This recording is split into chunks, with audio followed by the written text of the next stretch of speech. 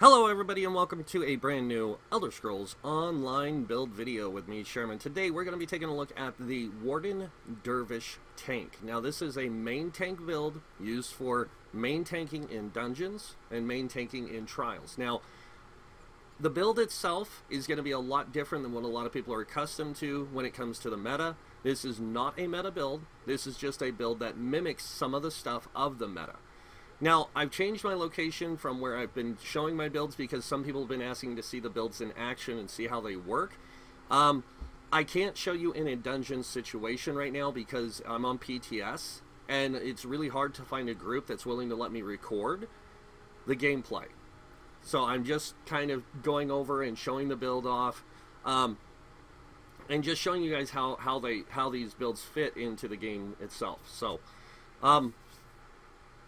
other than that, I mean, it's what you interpret it with and how you interpret it. A lot of people are going to see this as, oh, this build's not going to work because it doesn't do the meta.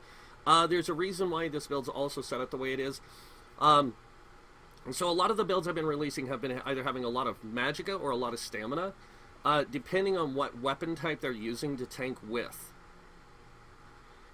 So just to clear the air there. And it's also to compensate for the lack of, like, block cost reduction, that kind of thing. Because you don't have as much block cost reduction, you need other things you need, like, a greater pool to kind of compensate. So just clearing that up. Now, right into the build itself, we're going to take a look at the stats first. As you can see, 16k magicka, 37k health, 24k stamina. Now, it's not quite 25k, but that's okay. Don't stress it. I like to have about a 25k pool on my tanks because of that difference of stamina to what the meta runs.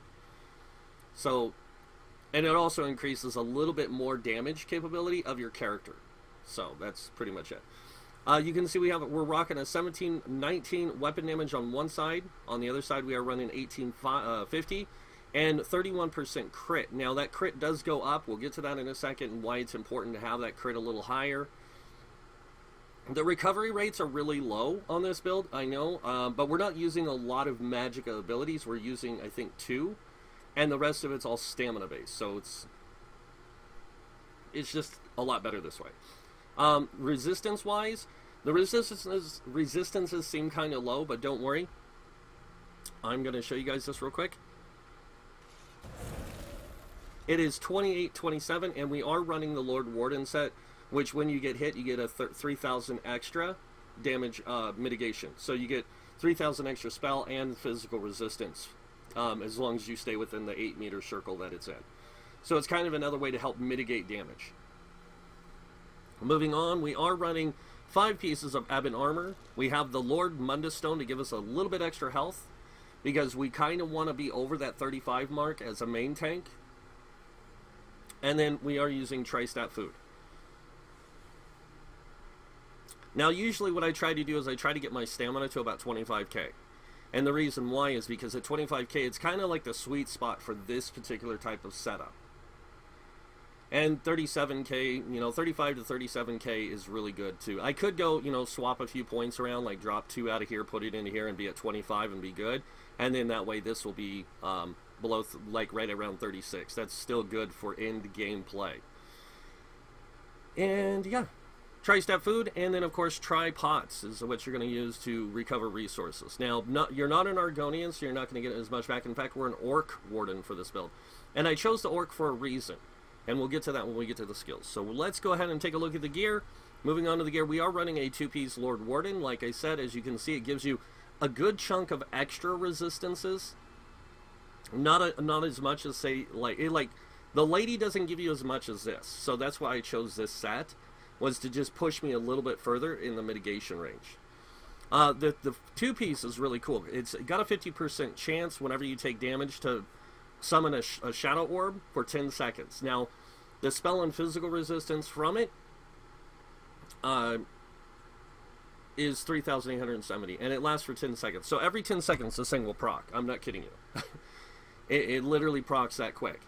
And sometimes it will, like sometimes it will proc, sometimes it won't, but 90% of the time it's going to proc. Moving on to the second set. The second set we're running is Night Mother's Gaze. Now, if you guys don't know, Alkosh is kind of in a weird place right now. and we can't get it to effectively activate because of the new synergy cooldown system.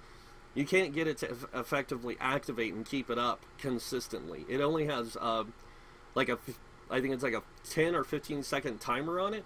So I decided I would try something new, and I decided to try Night Mother's Gaze. This is why we have the higher crit rate, and it goes even higher because of one of our skills on our bar. It buffs us up to another 10%, putting us at a 40% crit rate. That 40% allows us to get crits more often, and it allows us to apply the 5-piece bonus debuff this armor does. And I figured it would be a nice way to try it out and test it to see how it works. Now, I have used this build before, this same setup almost, on a DK, except I was running Bloodspawn instead of Eben, or instead of Lord Warden. But I was running this same setup on a DK, and it worked great. Moving on, now a lot of people will be like, yeah, but DPS is going to run that set. Well, your DPS doesn't have to run that set if you're running it. That's the trade-off there. So moving on, we are running a 5-piece Eben set. Like I said, we are, as you guys can see, we are running the gloves and boots. And this is how I set these builds up, just so you guys know. It's really simple. All the big pieces are infused. The smaller pieces are sturdy. Now, they used to run this same setup, almost, some tanks did, before Morrowind dropped. But after Morrowind, things changed, and they went through and changed everything, but they readjusted, like, the block cost. During the, I think it was like Morrowind or Homestead, they changed the block cost, and then, so people changed the builds. But this is how they used to run before that. So I just made some adjustments to make it work in the new stuff. Alright, so sturdy, 3 infused, sturdy. That easy. And then on the jewelry, I'm running 2 block cost reductions with also that are shield play enchantments. This reduces your blocking by 203 per. So this is like 406. And this gets removed first. So this 406 gets removed from the 1730 block cost now. And that'll drop it down to about 1300. And then the 36% from your fortress, from sword and board. Then 20%, or the 16% from your armor, the sturdy, and then the 20% that I have in champion points gets removed. The total cost of your blocks are going to be roughly about 700. So don't stress it. Don't think, oh god, I can't block anymore. It works out in the end. It does. It really does. Moving on to the final jewelry piece, we do have a weapon damage enchant. That's how we're getting the 18.5 here. And the 17 something, along with the weapon damage we get from this, the 129. So we're getting almost 300 points of extra damage added to our character, and that really plays on our character for damage capabilities. Now, a lot of people will say tanks can't do damage. Tanks can do damage. They just don't do DPS type damage. They don't do the absurd numbers. But a tank in the right setup and the right knows, and the person knows the encounters and stuff, can pull anywhere between 500 to 1.500 or 1.5 million damage on a trial boss. Now that's 1.5 million damage that the DPS did not have to do. And you can even get higher than that depending on the type of tank you are. If you're a main tank or an off tank, if you're an off tank, you can actually get like 2.5 million extra. But that's pushing it. That's really pushing it.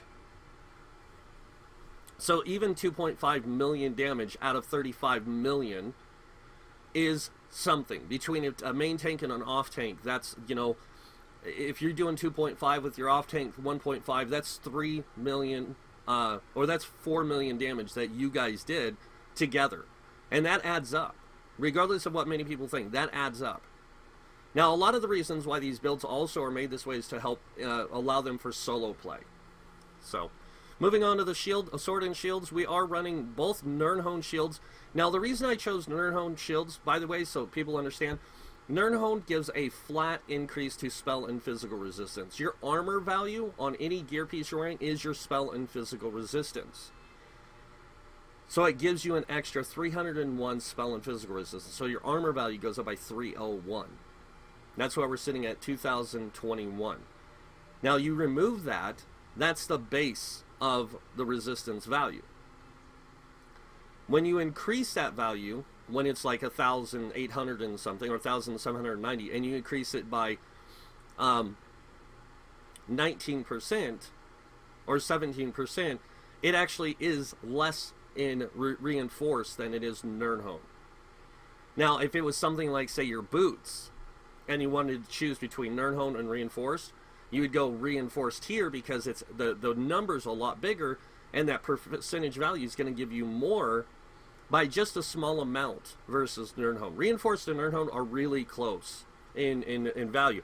But when it comes to like light and medium, reinforced is the best you can put on them to give you greater resistance values. Alright, so moving on down here, we are running 2 infused weapons, one with a hardening enchant. This is just a cushion, guys, to help you get into the end game and understand the end game. If you want to switch it out to a crusher enchant later, you can, and you'll be fine. And you can run crusher on both bars. So you can keep up the consistency of the crusher enchant a lot easier. But I am running a crusher enchant on the bottom, on the back bar, just to increase not only my DPS capabilities, but to help my group's DPS. Now, before you ask why I'm not running 2 crusher, I already explained that. And also, the 10 DPS builds I will be releasing in 1 week from Monday or Tuesday will also be built with, some of them will be built with crusher enchants. So they can do the crusher instead of the tank. So you guys will see those builds when I release them. And remember, all these builds I'm releasing are to help players get to in-game capability, to help them understand their roles. It's kind of like the skill advisor, but these are just builds that do the same thing. They take the skill advisor idea, but it's expanded on to give you greater gameplay at the end game at trial level. Skill advisor helps you get into dungeons. That's what I'll say. And then this allows you, helps people understand, oh, well, I can do this with my tank and I can put it into the trial scene. So that's why this build is set up the way it is, and that's why it's running the gear the way it is. So let's go ahead and take a look at the skills now. Now the skills, I'm just going to be honest with you guys. When it comes to passives, just unlock as many passives of things you're using. So if you're using Animal Companion, unlock all the passives. If you're using Green Balance anywhere, unlock all the passives. Winter Embrace, all the passives.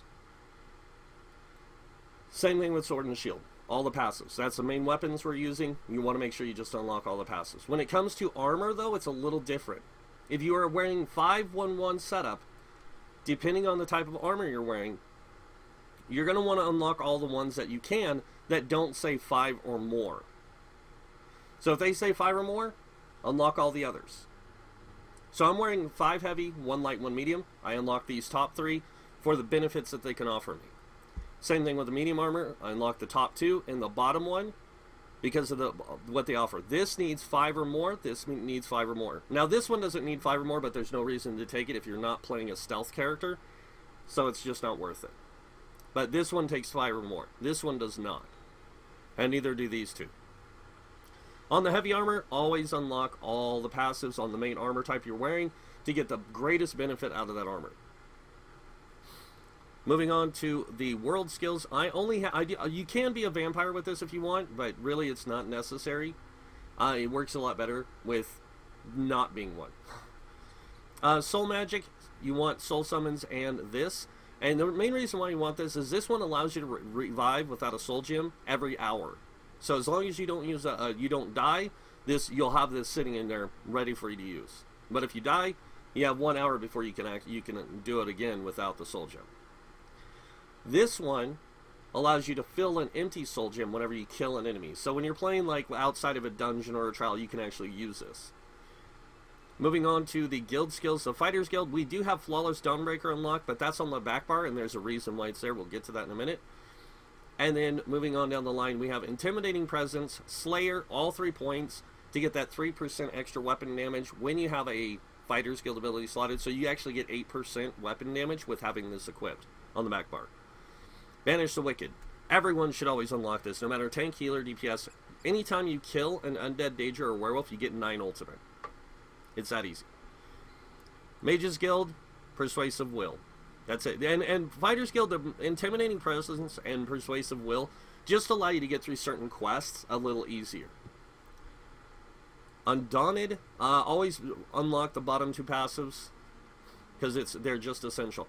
Now I'm going to explain why I have Inner Beast unlocked, but you will not see it on my bars. It's a drop in and out ability. You take it if you need it. If you don't need it, don't worry about it.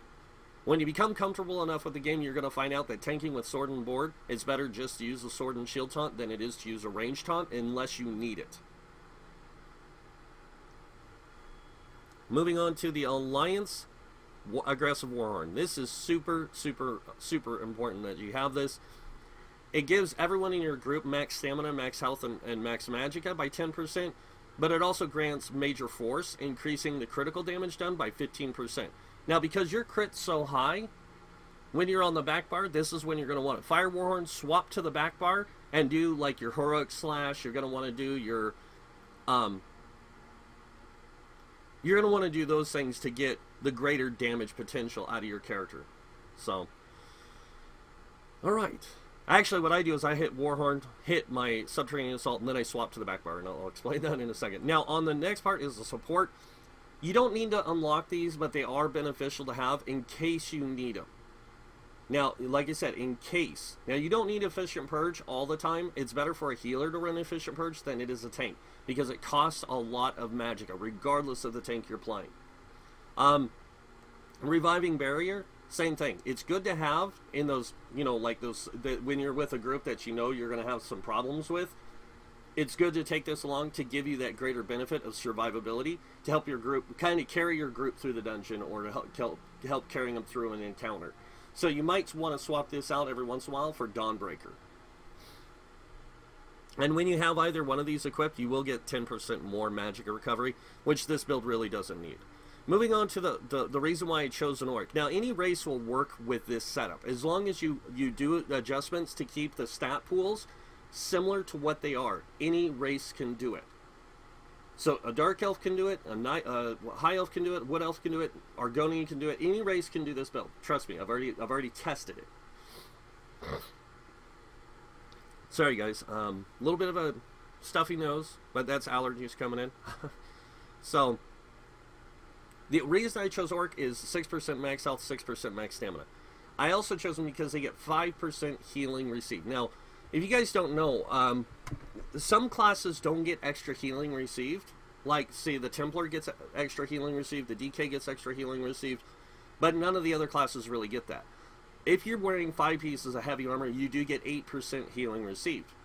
With this, and with the fact I'm wearing Ebon, that's a 9% increase. So that's the reason why I chose the Orc, was the 9% increase in healing received. Because the more effective a heal is on you, the better off you are, even as a tank. Moving on to the next one, we have Swift Warrior. This is really good, especially on this build, because you need a lot of mobility as a tank, and sometimes having that option to sprint to an enemy at a really low cost. Look how low that sprint cost is. I'm not burning through a ton of resources to sprint. It moves very slowly. So that's the reason why I have Swift Warrior. The other one is it also gives you increased damage with your melee attacks. Now remember when I told you guys, on the back bar we have Dawnbreaker. Our weapon damage is a lot greater on the back bar, and because of that, the 2 abilities we have there for damage, the Reverberating Bash and the Heroic Slash, do more damage. That 4% helps with that. Going on, Alchemy, always make sure you get medicinal use, and provisioning, make sure you get Connoisseur and Gourmand. These ones increase the time of, or the you know, improve the timing of your food, your drink, and then reduce the time of your potions, so you can activate them more often. So those are why you want those things. Alright, now we're going to go over the skills on the bar and kind of go over why I have some other skills here unlocked, like Soothing Spores, the Cutting Dive kind of thing, that kind of stuff. A lot of these are unlocked because of just extra, okay, I might need some extra healing this run. I'm going to drop Reverberating Bash and grab Healing Spores. Or I'm going to drop Soothing Spores and grab the taunt from Undaunted, the range taunt. That's it. Alright, so let's go into the skills. So on the main bar we have Frozen Device. Now this is a great ability. It works against elite mobs in dungeons and trials. It works against pretty much any mob except for bosses. You cannot use this ability on a boss. But any trash, you can pull them to you. Doesn't matter. It also applies minor maim for 4 seconds, which is really good too. And it immobilizes the enemy when you pull them to you for 3 seconds. So really good ability here. And you can set 3 of these down. So I can do this.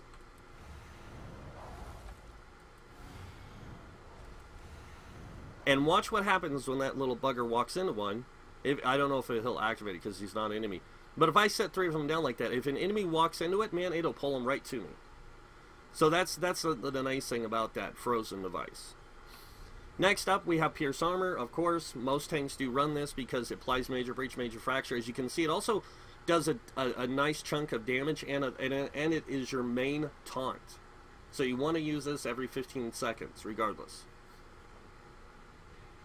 On to the next one, Subterranean Assault. Now, a lot of people are going to go, why are you running Subterranean Assault when you have Pierce Armor? Subterranean Assault applies Major Breach and Major Fracture to multiple enemies in a 7-meter wide by 20-meter length area. So if we go into an encounter with trash and I throw this down and it lines up with a lot of the enemies, all the enemies get applied Major Breach and Major Fracture. I don't have to run through and go taunt, taunt, taunt, taunt, taunt, taunt. I can just go, here you go, Subterranean Assault, boom. And it applies that effect on them, and it helps with AoE DPS. That's it. It allows for greater damage per second against the trash. And it does a nice chunk of damage for me. So on to the next one, we are running Spiked Bone Shield. Now this is going to look a little different from some of my other builds. And that's because of the damage return against the enemy. So this, I can absorb, or create a damage shield that absorbs 36% of my max health. So I'm just going to show you guys how big this shield is. That is a 13k damage shield. If I was playing a DK and I used the DK damage shield, it would be like an 11k or 12k. This is just a bigger damage shield because it's based on your max health pool. Alright, going back in here. Now, if you read on, it says of your max health for 6 seconds and returns 42% of the damage absorbed back to the enemy using the melee attack. Now, I'm going to show you guys something. I don't remember which one it is. Alright. So, I just buffed myself with increased weapon damage. Now, you notice how it didn't change that 42%? But that 42% is greater than a lot of my other builds. Some of my other builds is 39% and things like that. And that's because every class and every race and everything like that has a different effect on that. There's different passives in the game that have a different effect on that return of damage. And it's actually based on your max health. So the higher your max health is, the more damage you return to melee attackers. So every race and every class is going to have a different result based on that because of how much health you have and how much, just health you have. So that damage return is based on max health, just to let you guys know. Moving on, an ally near you can activate Bone Shield. And this is one other reason why it's really good, is this is another synergy you can bring to the group. So even if I activate it, somebody else can activate it, and up to 3 other targets, friendly targets, will get Bone Shield of 120% of their max health.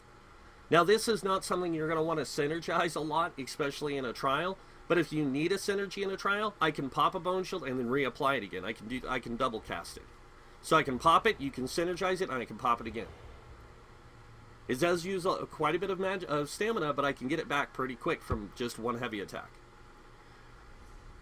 So going back in here, next up we have Absorb Magic. Now, we're not using this for the damage defense thing that it does, where you bolster your defenses, absorbing so much damage from your next spell projectile, because it only affects one ability. Now, it is something that like, if you know you're in a dungeon, you're fighting a magic-based enemy, you can throw this on and just leave it, and if they ever hit you, boom, you get healed. But you really don't need it. The one below it, though, is the main part why you want this slotted, and that's to reduce the amount of damage you block, or, sorry, to increase the amount of damage you can block by 8%, and to reduce the cost of your blocking by 8%. That's why you want this on this bar. Now, this is what I call your main tanking bar. We have our Warhorn here, we have our Frozen Device, we have our Taunt, and we have our Bone Shield. This is where we're going to be spending a lot of our time when we're tanking. So that's why I put this here. Now, when you swap bars, it's not there. Now, next up we have Aggressive Warhorn, and again, this gives you max health, max magicka, max stamina to your group by 10% for 30 seconds. Now, it's good. It's really good. 30 seconds is a long time. But the main reason why a lot of people take it is for the other benefit, which is Major Force. Now, I personally like it because of the 10%. 10% of my max health takes me up to 40k. 40k on Bone Shield is still 42%. But my damage shield now, when I activate it, is 14,000. So that's a 14k damage shield. With a 5k damage shield on top of it from having a hardening enchant, that's a 19k damage shield. And I can keep up Warhorn pretty well in a dungeon. And pretty well in a trial. So that's why I run it. The crit damage bonus thing is really good for your DPS. It also applies to you, though. So, moving back to the back bar. Now, remember I said you can swap this out? This is kind of like your only floater skill for this build. And that's Reverberating Bash. Reverberating Bash is one that I personally like to use a lot because there's always healing going on in dungeons. There's always healing going on in trials.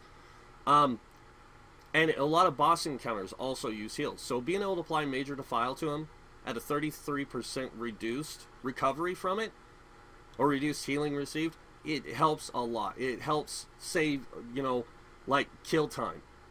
It increases your kill time on them. It does a decent amount of damage, as you can see, 3,191. And it also stuns the enemies. As long as they're not an elite mob, some elite mobs can be stunned, but as long as they're not a boss mob, they can be stunned. And most elite mobs can be stunned. So it's kind of nice. Next up we have Heroic Slash. This is Ultimate Gen, and it also applies Minor Maim, and it's a decent debuff of movement speed, and pretty decent damage. So, yeah, it's really good. Next up, Green Lotus.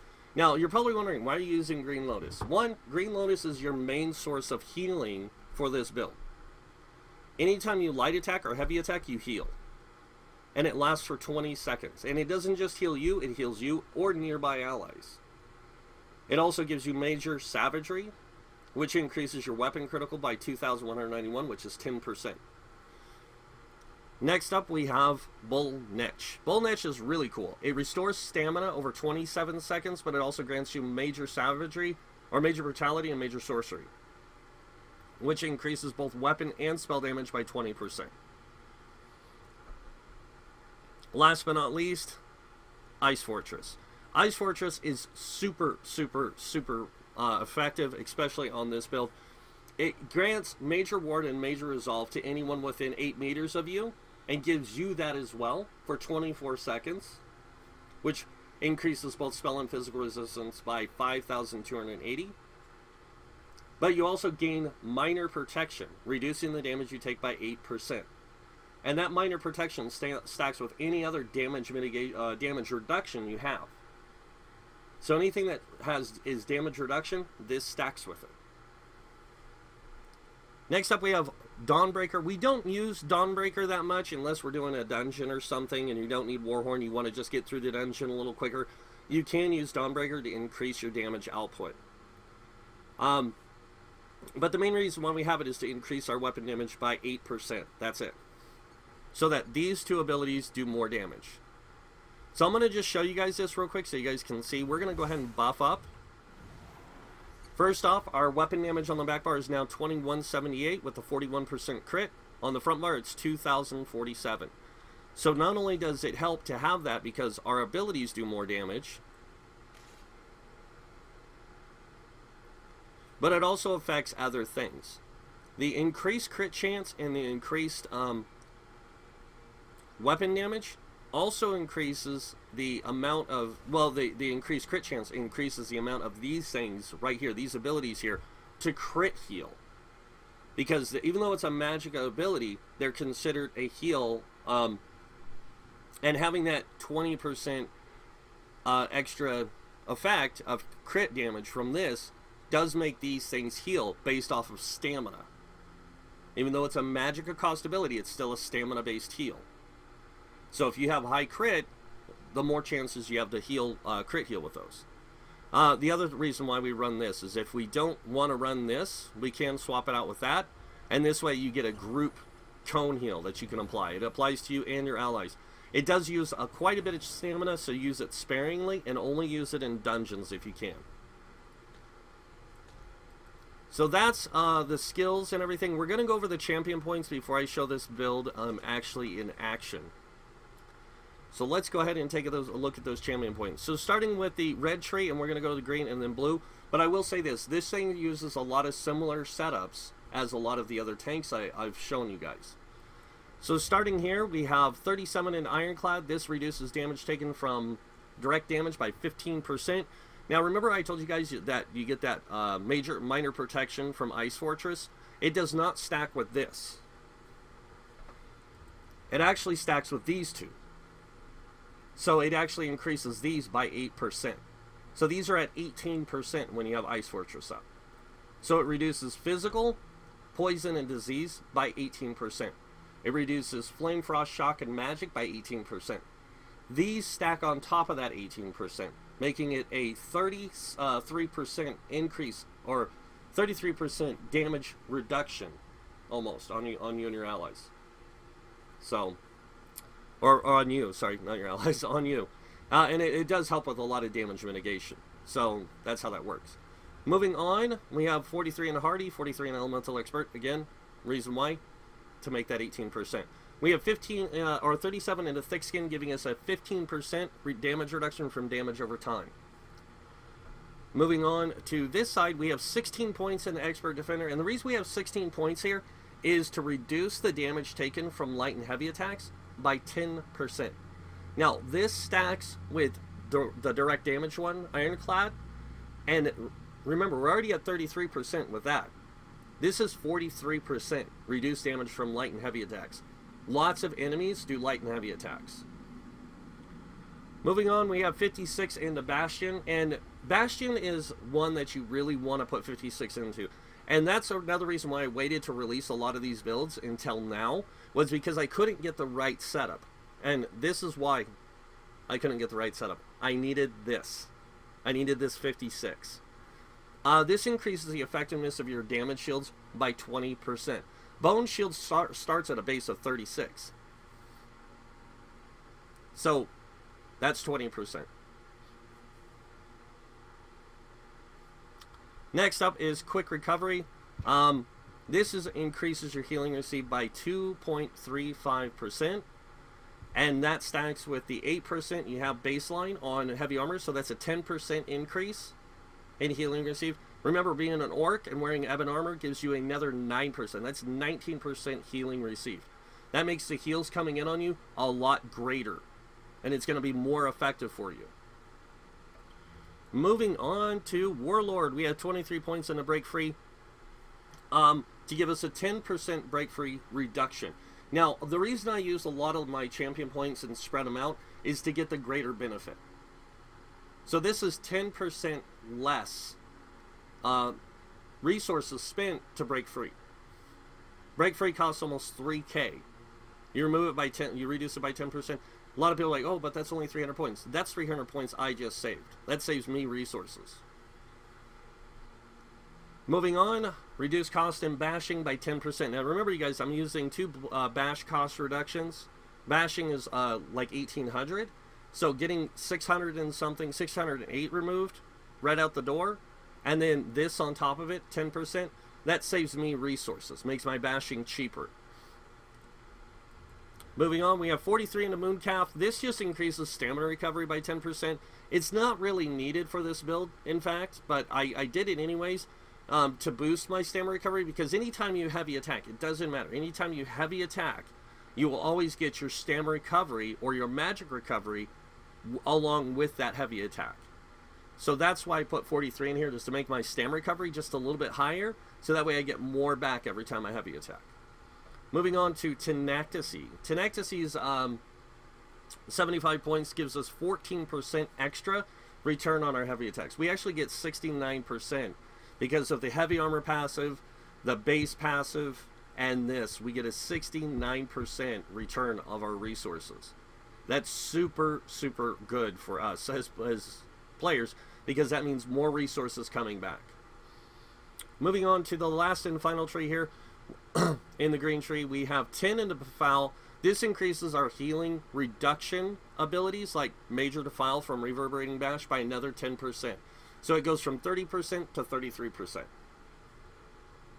Next up, we have 56 in the Shadow Ward. This reduces our block costs by 20%. And this is where we get all that extra block cost is all these different things. And this allows us to have that greater stamina pool and all these, less of the block cost things to allow greater damage cost, whatever. Reducing our cost of block. That's it. Next up, we have 17 points into Tumbling. If you guys didn't know, you get 2% or 4% Tumbling from wearing one piece of medium armor. That's 7 plus that 4 is 11%. So I'm saving 11% of my stamina from dodge rolling. And it's all about resource management. This game is all about resource management, and that's the key to it. Moving on to this tree, we have 43 into Bless. This increases our heals done by 10%. That includes those heals from those light and heavy attacks. They get boosted by 10%. And then last but not least, the Antioch Tree. We have 35 into Physical Weapon Expert. This to increase our light and heavy attacks by 20%, and our Master at Arms is at 56 to give us 20% on direct damage. Light and heavy attacks are direct damage. Now, I've said this before, and I'm going to say it again. This is the tank tree. This is where tanks need to put their points to make their damage more efficient. In order for a tank to do damage, they can't use abilities like everyone else. They have to focus on light and heavy attacks mostly. So because of that, having greater points into here allows them to get greater damage potential there. So that's why I have 35-20 here. That's 40% increase in my light and heavy attacks, along with 23 points into Shattering Blows, which also increases my damage done to enemies with damage shields by 10%. I can actually go through the damage shield and do 10% of the damage I normally would do through the damage shield now. So I get 10% more. We also get Retaliation here. When you block a heavy attack, your next light attack is increased by 30% for 7 seconds. Kind of a, win-win scenario here, because you block a lot of heavy attacks as a tank. When you do, you can just light attack right afterwards and get a 30% increase added to this 40%, making it 70%. You also get Reposit. And Reposit, just so you guys can see this, so I just boosted my weapon damage only, and now Reposit does 5,140 on a 15% chance. So when you block an attack, you have a 15% chance to deal 5,140 damage back to the enemy. And this can happen every 5 seconds. It's a good way to get some extra damage in there for you as a tank to help out your group. And then we have Butcher, which increases our light and heavy attacks by another 5%. So we can get a 75% increase in a light attack when we block a heavy attack. Or we can get a 45% without. Now we're going to move on to the final tree, which is the Ritual. And the Ritual gives us some pretty cool things. We get 43 points in the Mighty, giving us 10% increase on our physical, poison, and disease damage. That 10% is light and heavy attacks, because it's physical damage. So we get 50% all the time in our light and heavy attacks. That's where we do most of our damage. Moving on to Precise Strikes, we have 23 points. Having such a higher crit rate, this really plays into this build well, because it increases our damage potential. So we want that greater chance of doing extra damage when we crit. And then 17 into piercing, increasing our physical penetration by 1642. That means we can we automatically reduce 1642 physical penetration no matter what on any enemy. We also get Opportunist, Perfect Strike, and Exploiter. Now, these are really good for the tank, because when you block a heavy attack, you can also set the enemy off balance and interrupt them. You interrupt their attack and you set them off balance. So not only do you get this 50% normal, you get this 30%, that's 80% more damage. Then you go over here and you look at this. You interrupted him. That's another 10% of that, or 15% damage added to that. To that, to that 80%. That's 80 or 95% damage. Then you're going to set them off balance, and that's another 10%. That's 105% more damage from your light attack. This is why it's really important for tanks to block certain attacks, especially heavy attacks. So you can set the enemy off balance and interrupt them. Light attack, bam.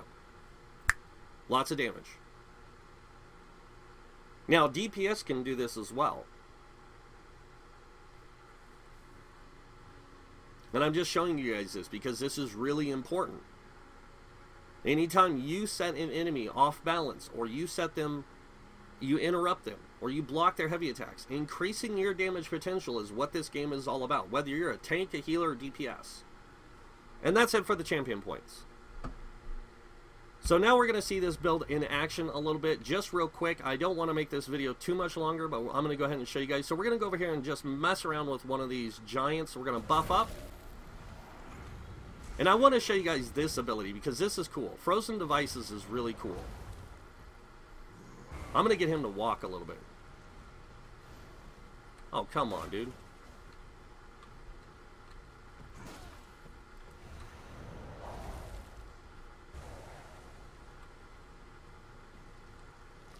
It's not going to work. Alright. But here you guys can see, watch how much stamina, how little stamina I'm using on some of these blocks.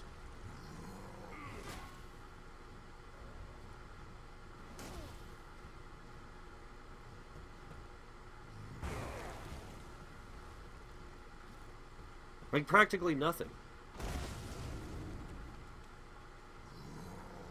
No damage shield.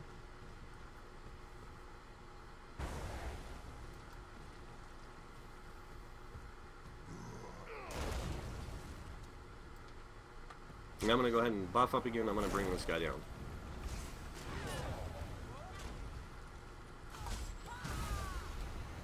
Oops, wrong button.